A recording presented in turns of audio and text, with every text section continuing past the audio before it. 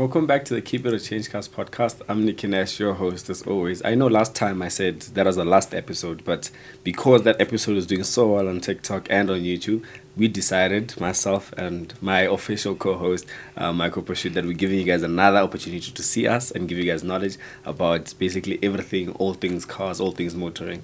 Remember on Very Mark, they always used to say, but there's more. There has to be one extra show. And you spoke about the support we're getting. I cannot thank the public enough for the engagement. Just remember, what we are here to do is only try our best to give you knowledge based on our experience. Nobody needs to be educated. Everybody's highly educated. It's just about our knowledge being imparted in the best way possible. So a big thank you for the support. 100%. And we were actually speaking about this podcast. You have quite a few topics that you're happy about sharing with the public. Only about 23. It's amazing. A day like today, we've got new brands coming on board as our partners, new car sales. I've been overseas, so much to talk about. And as always, what are you driving today? I'm driving the Suzuki Franks today. My long-term Suzuki Franks. How is Suzuki doing in this country? What do you say about the success of that brand? They're doing very, very well. They third in the list. What was so interesting for me, we spoke about Suzuki and Toyota, which is on a higher level. And I said Toyota is just shade Suzuki.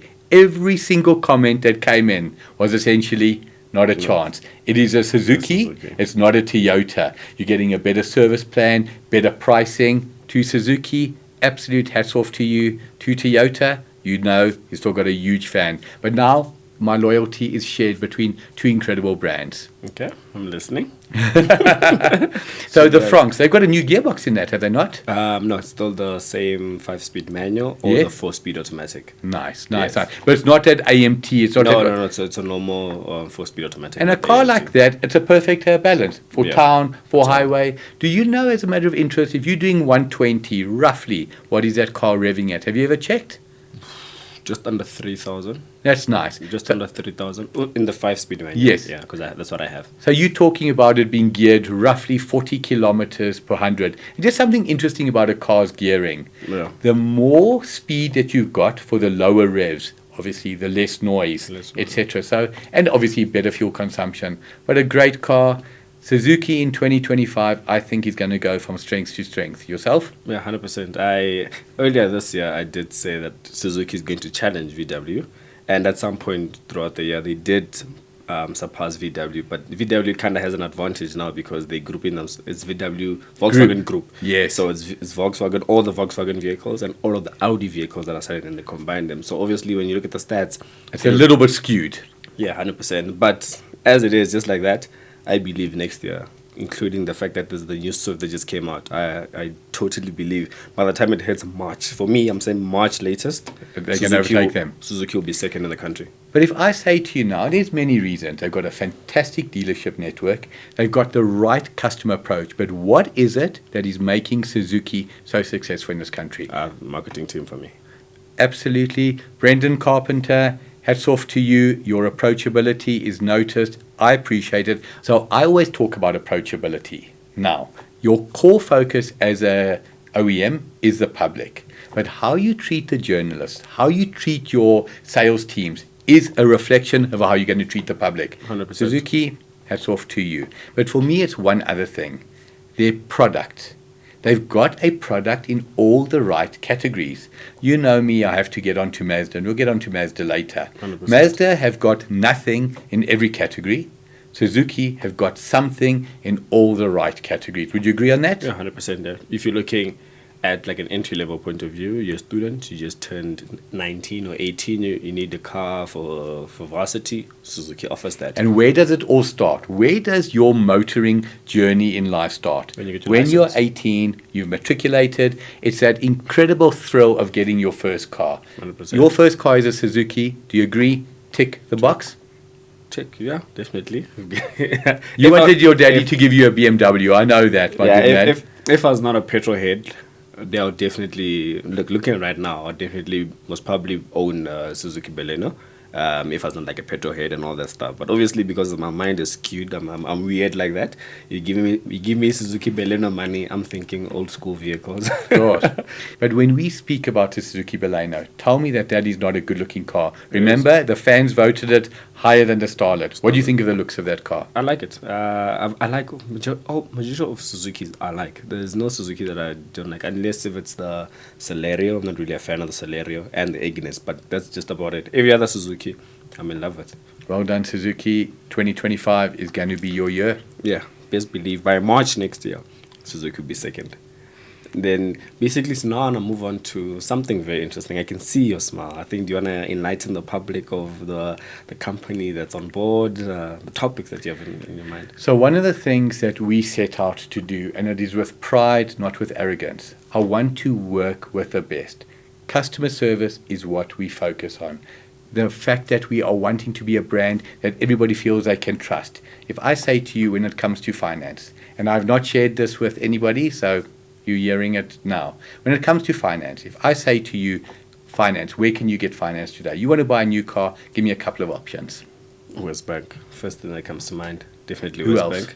There's there's Wesbank, there's Nedbank MFC. Correct? Absa Vehicle Finance, you see that as a lot as well. Standard Bank you don't even see around. Yeah. So now you had me at the first one, Wesbank. If I say to the public, give me one name in the vehicle finance sector that stands out, who is it? It's got to be Wesbank. Wesbank. But what is it for you that makes them stand out? I think the marketing of Wesbank as well, like, is the first thing you think about. Everyone, when you want to buy a vehicle, Wesbank comes to mind. Absa Vehicle Finance and Nedbank comes after the thought Correct. of Wesbank. So now I go back to the 1980s. The name in the 1980s was Wesbank. Absa in the 1980s was Bankfin.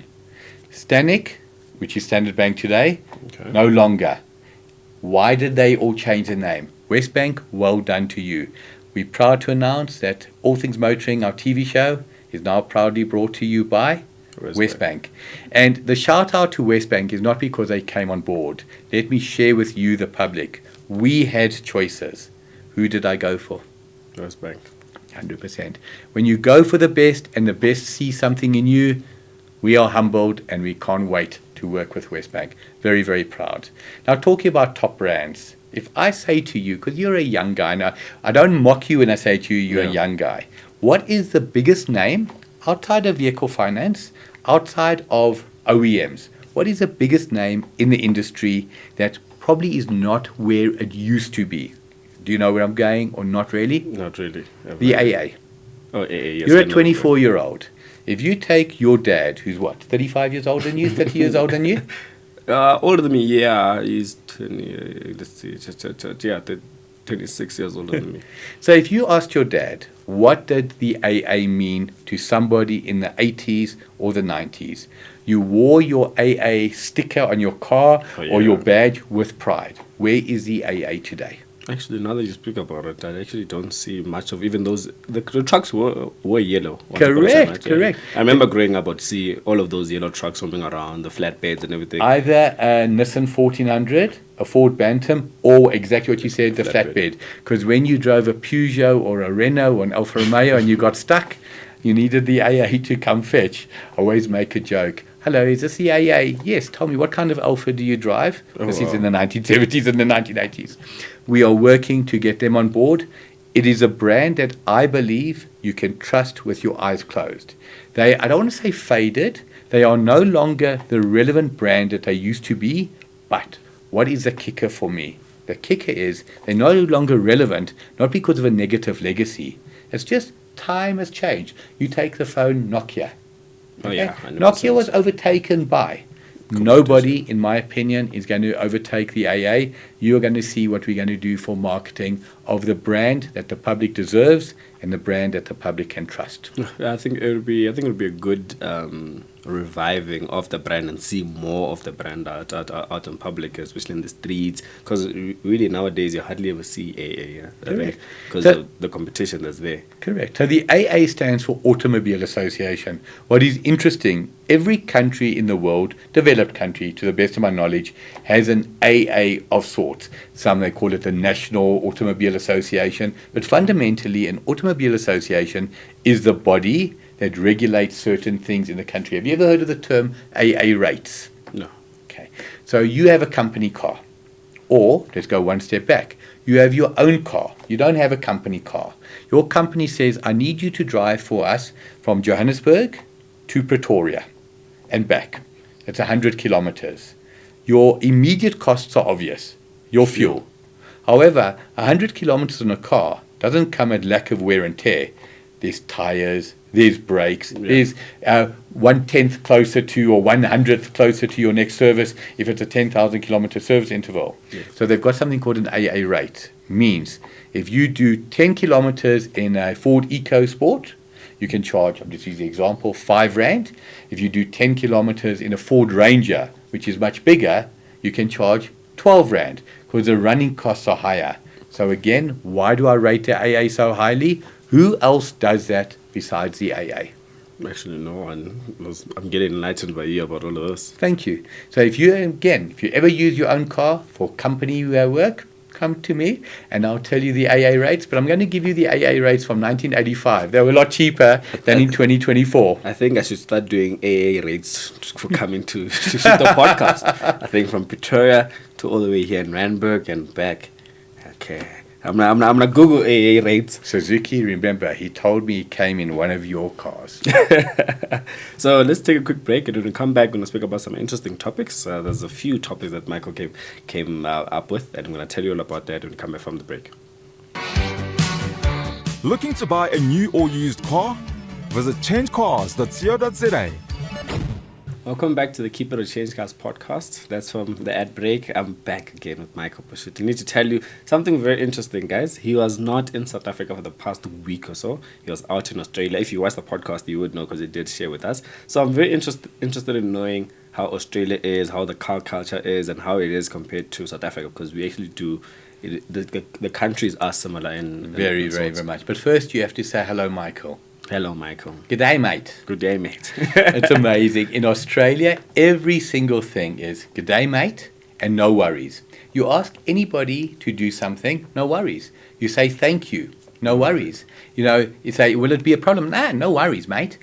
Unbelievable country. It's like South Africa, same, but different. Okay. They drive on the same side as us, Okay, the same yes. seasons as us. They love cricket, they love soccer, they love rugby. It's South Africa in a different form. But what is interesting, what is the best-selling car in South Africa? What brand?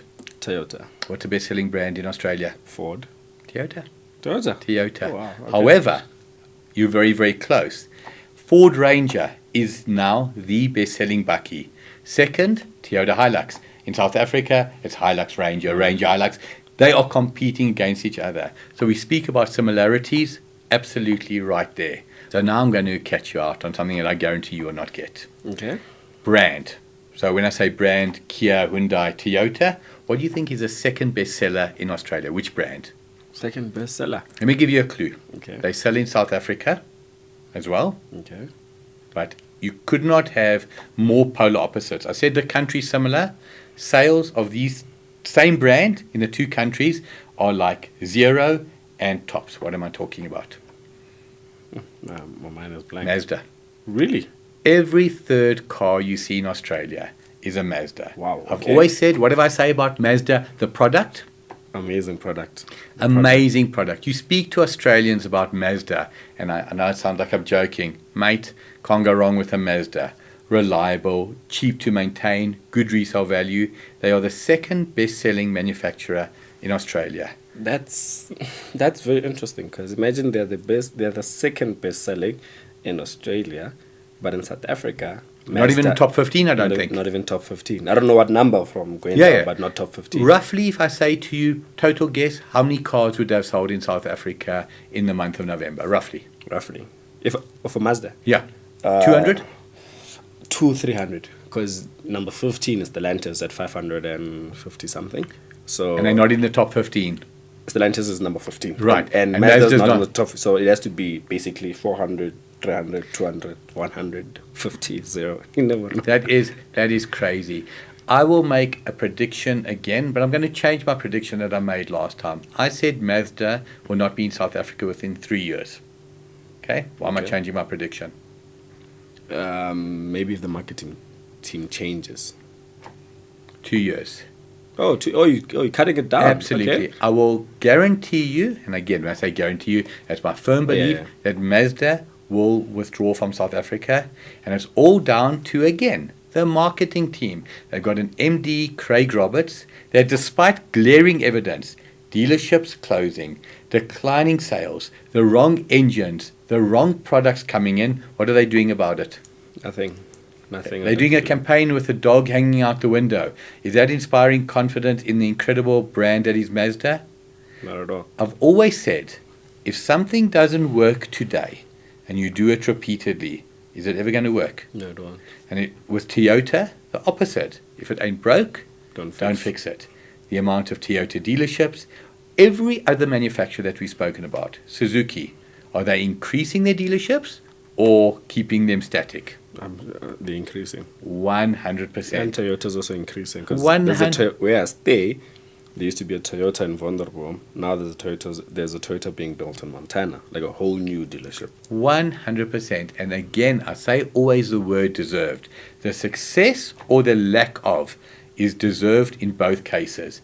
In Mazda's case, you are doing a shocking job. Would I buy a Mazda today? I can honestly say to you, knowing that I think the brand's going to be out the country within 2 years. Did you see what Nissen said internationally about their ability to survive? No, I don't. Nissen internationally have said they've got between 12 and 14 months to survive if they don't have a major partner come on board. So we know Nissen have partnered with Renault. We know VW, the big VW group have got what? All the brands. Porsche, Volkswagen, Lamborghini. Who would be a suitor for Nissen in your opinion? Tricky.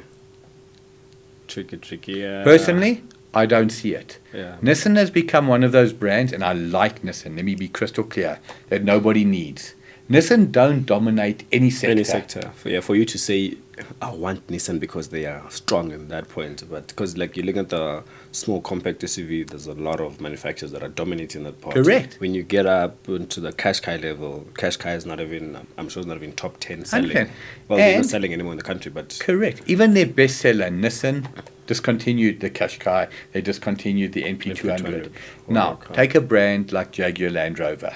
Who bought them? Tata. Tata. Because Tata said, as Tata, we don't have anything in that category, a premium brand. Who needs to buy Nissan?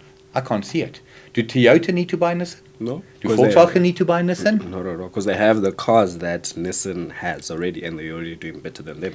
So let's take Nissan and Mazda. Two polar opposites. Both Japanese brands, both competitors in theory to Toyota, to Suzuki. Internationally, Mazda is doing well. They've got growth in every country in the world that they operate in.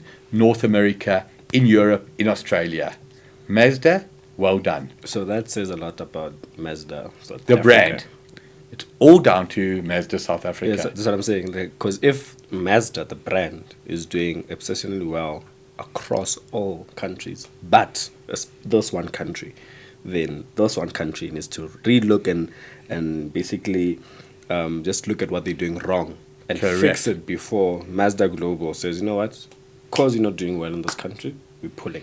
And the disadvantage, and I don't know why maybe the current people that are in Mazda that are in charge of Mazda South Africa aren't seeing, is if Mazda Global decides to pull Mazda out of South Africa, that causes one big thing: unemployment.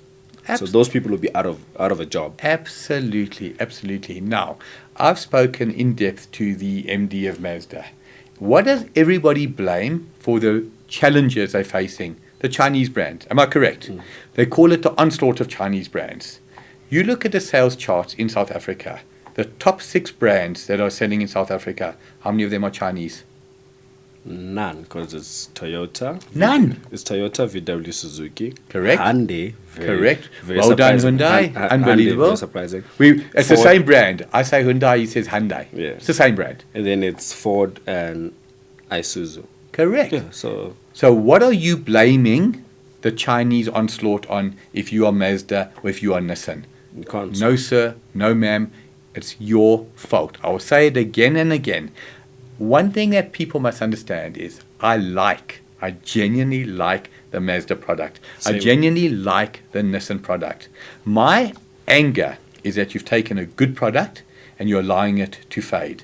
Craig Roberts came into his position on the 1st of April 2017. Oh, okay, it's been What there is for the a while. 1st of April? Oh. April Fool's. I don't know if it was a joke. It sounds harsh, but if you take a successful brand and you go backwards, do you have to say you've got to fall on your sword? Yes or no? Because now my main chat after you just mentioned that he's been there since 2017. Mazda in 2017, 18, 19. I would like to believe they're doing really well. They were doing really well. So now seeing But- that decline, obviously I'd like to believe they were in the top 10 at the Correct. time. But Now look- you're out of the top 15. Correct. What are you doing about But that? look at a government anywhere in the world. A bad government comes in. For the first year or two, you don't even notice it because the past is 100%. sustaining Mazda, correct. Mazda were doing well. I mean, they had the Mazda 2, they had the Mazda 3. The product is good. But Mazda having 6.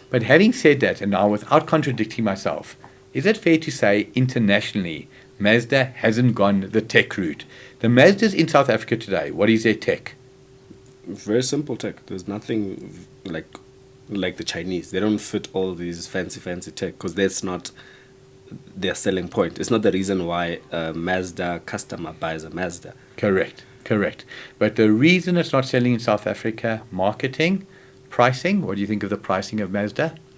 Pricing, when you look at a Mazda, so I think pricing of Mazdas is okay at a starting point. So if you say Mazda CX-30, CX-3, CX-5 at a starting point, Right. it's okay. That's But when once you move up to the top of the range, that's when you start saying, oh, okay, now we're on a bit of a tight side now. What is the CX-60 going at today? 1.2, 1.250? Just above 1.1. 1.1. Oh, no, just above a million, under 1.1. Okay. But nobody is viewing a Mazda CX-60 and it's a nice car. It's a 1.1 million rand car. Would you agree? Yeah, the only way you'll be able to cough out R1 million brand new for that Mazda 660 is if you drive it. Drive it, get inside the vehicle, then you'll spend R1 million because if you look at that 660, for R1 million, there's nothing for it, to be honest. Like you look at a brand new X3, the latest X3 that just came out like a month ago, that starts at 1.2. GLC starts at 1.3. Volvo XC60 is smaller. So there's a lot of unless you go the Chinese route, Cherry to go 8 Pro, that's just under 800 or if not 800. So, but they yet again you can't compete. The Cherry can't compete with the 660 because of what that car has. So you need to drive it and be in it for you to understand, is it worth R1 million? Interesting. But if you just look at it passing, Not a chance. Not a chance. But something that's interesting, and I want to bring Australia into this. In our last podcast, we spoke about brand loyalty. And I said, in my opinion, people are loyal to BMW, people are loyal to VW, people are not loyal to Hyundai or to Kia. I don't know if you saw some of the comments. And the guy writes, Brew, you're 100%. I've got a Kia and I'm now looking for a JQ, or maybe an Omoda, or maybe. But interesting, brand comparisons. If I say to you, soccer teams, you love your English soccer, you know I'm an Arsenal fan. To all the Arsenal fans, thank you. You are, again, I remember, a Liverpool fan. Take Liverpool, Arsenal, Man United. There are 3 top teams. 100%. But when you talk about the rivalry, it's always going to be Liverpool and Man United first. Is that fair to say? Yes, 100%. Arsenal and Tottenham. London derby. Would you see car brands similar? Yeah, I do. Quite a few actually. I do. Would you see the Suzuki BMW rivalry developing? No.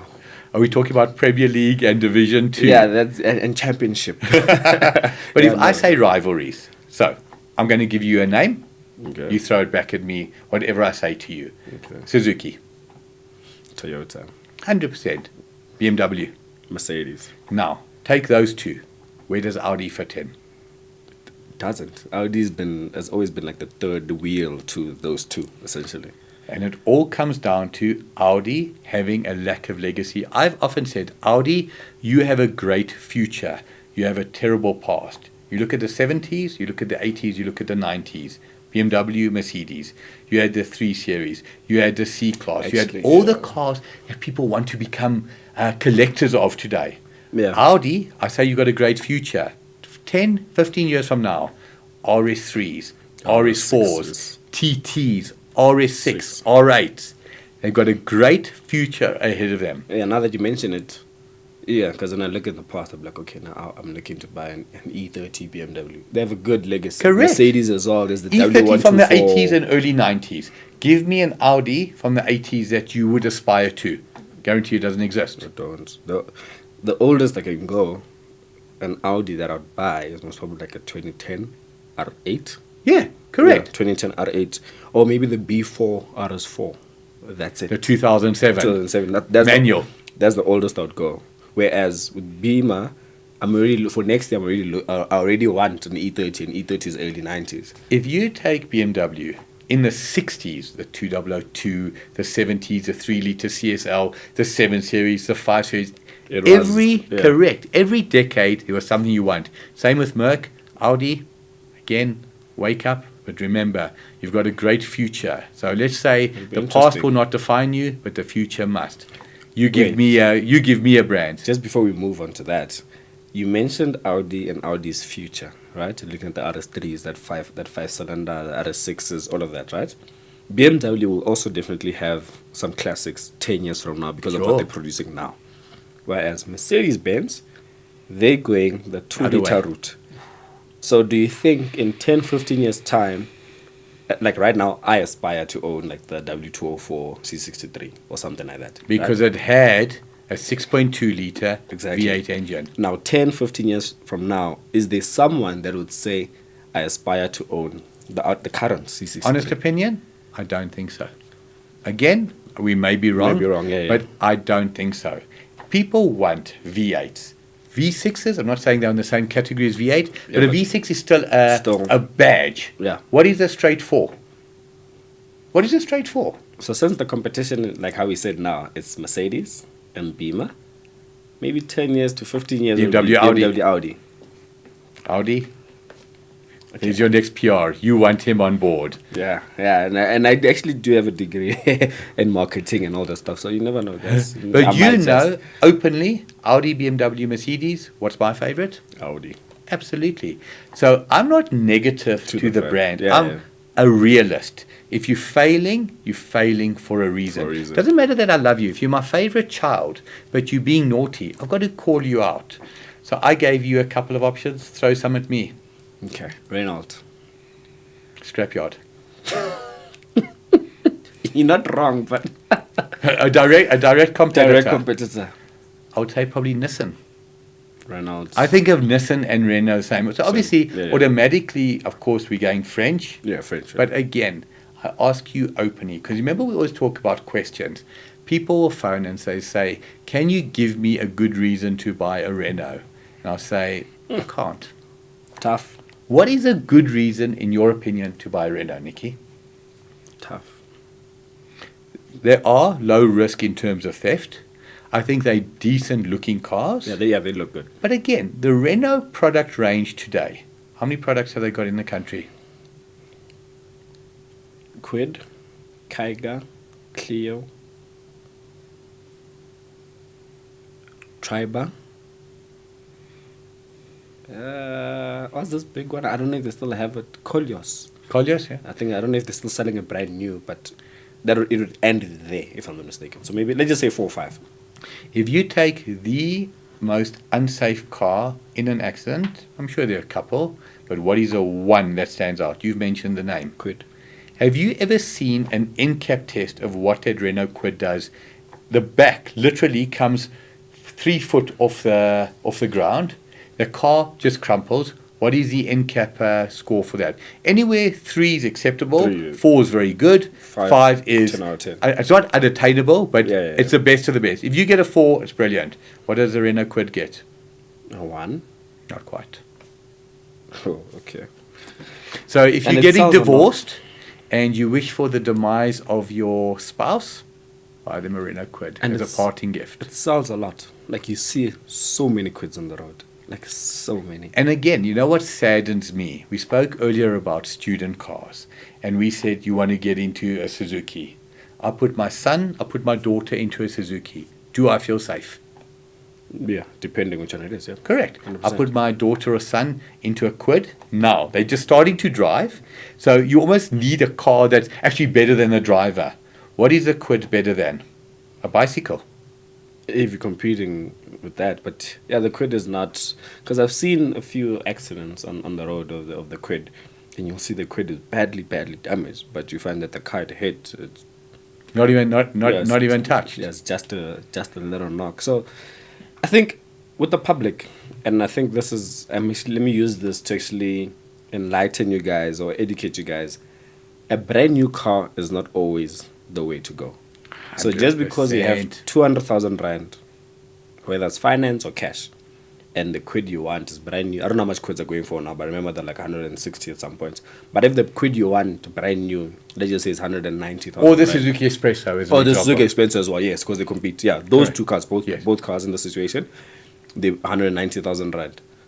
Don't buy it for the sake of it's new, I have warranty, I have service plan. Don't buy it. Rather take your 190,000 rand that you can afford and look at something in the second-hand market. Whether it's a demo model, because you can get a demo model Swift.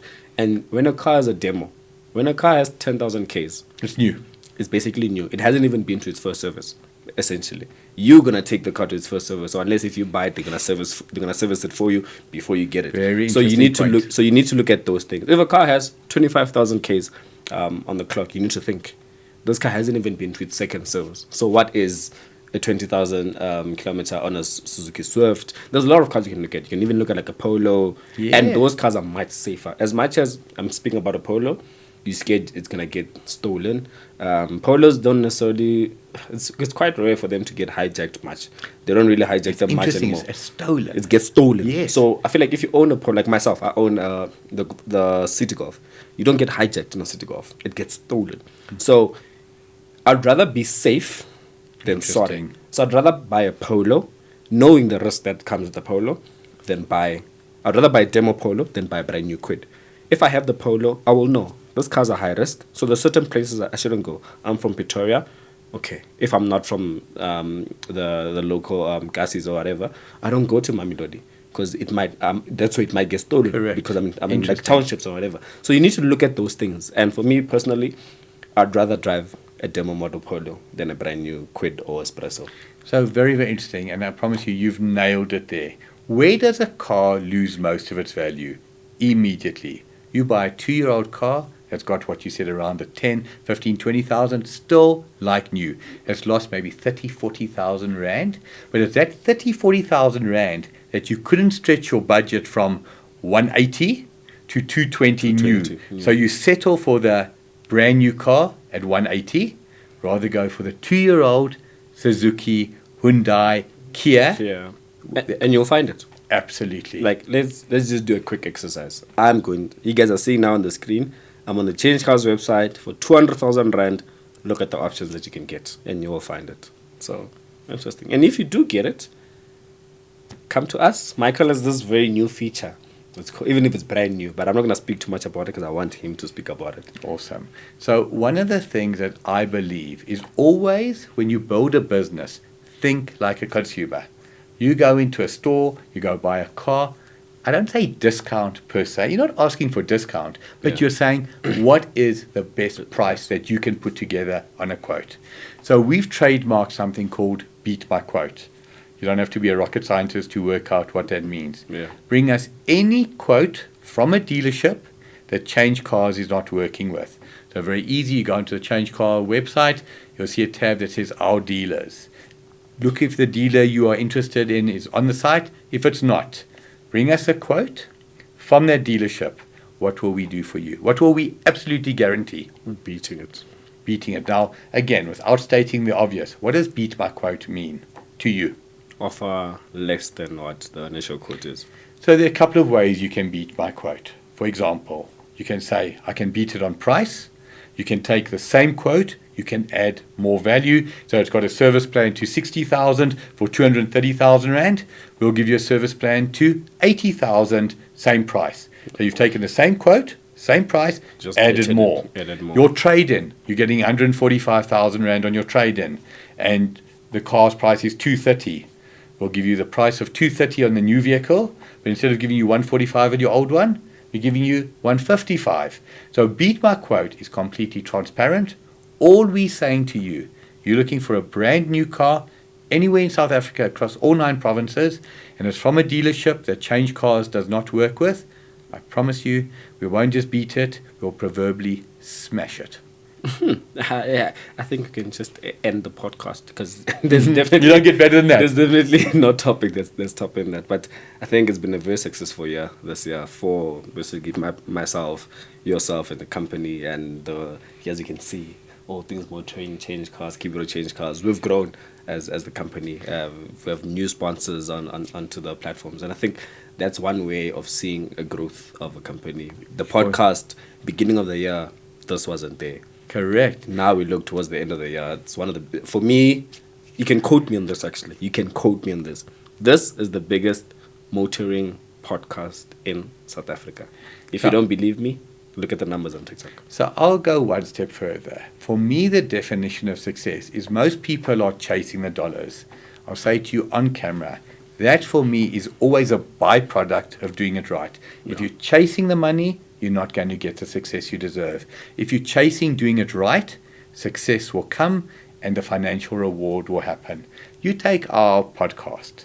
6 months ago, how many other people were doing podcasts? We're not going to mention names. No. How many other people were doing podcasts?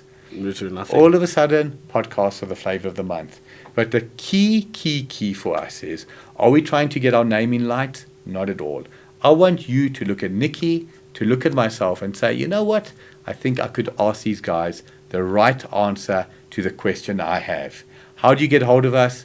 Visit changecars.co.za, visit allthingsmotoring.co.za, under contact us. My name is there. You want to speak to Nikki because you want even better advice? I'll give you his number. 100%. Nikki, to end from my side, I know we kind of ended it 2 weeks 2 ago, weeks but ago. we always say there's more. Nikki spoke about a year ago we didn't have this podcast. This man's vision. What for you is the key in the podcast? We've spoken about being approachable to the public. We've spoken about giving the right advice. But it's always about the consumer. audience. Is it about us or is it about the consumer? But the consumer, the comments, seeing you guys' comments is very important because that actually motivates us to actually come back in the studio and speak about what you guys are commenting about and what you guys would like to know. So essentially, with all the knowledge that we have and the knowledge that we might not have, you guys are the most important thing. That's why we keep the podcast going. Now, keeping with Australia, because I'm fixated about Australia, how does an Australian say well done? They will never, ever use the term well done. Never. You will not hear it. How do they say well done? Like, I have no idea now. Well done. I don't know. So if we have any followers in Australia watching TikTok, tell me if I'm correct. Good on ya, mate. What? Good? On Yeah. on Not ya. on you. It's good on ya. On ya. And it's Okay. just like the way they say, good on ya, mate. So, Nikki, on that point, I want to say, well done to you. It's amazing to work with you. Good on you again. And you're the most incredible teammate. Thank you. Thank you. Guys, thank you for watching. Please remember to like, comment, and subscribe to the YouTube channel. Follow the TikTok page. Go to Facebook. Follow us everywhere. Instagram, TikTok, Facebook, YouTube, and everywhere else. Next year, we'll most probably be on Spotify, so you can actually listen to this podcast as you're driving. But we'll speak about that in the year 2025. But I'm Nicky Nash. That's Michael Pursuit. We're signing out. Bye. Need advice? Visit changecars.co.za and click on the Keep It or Change Cars tab.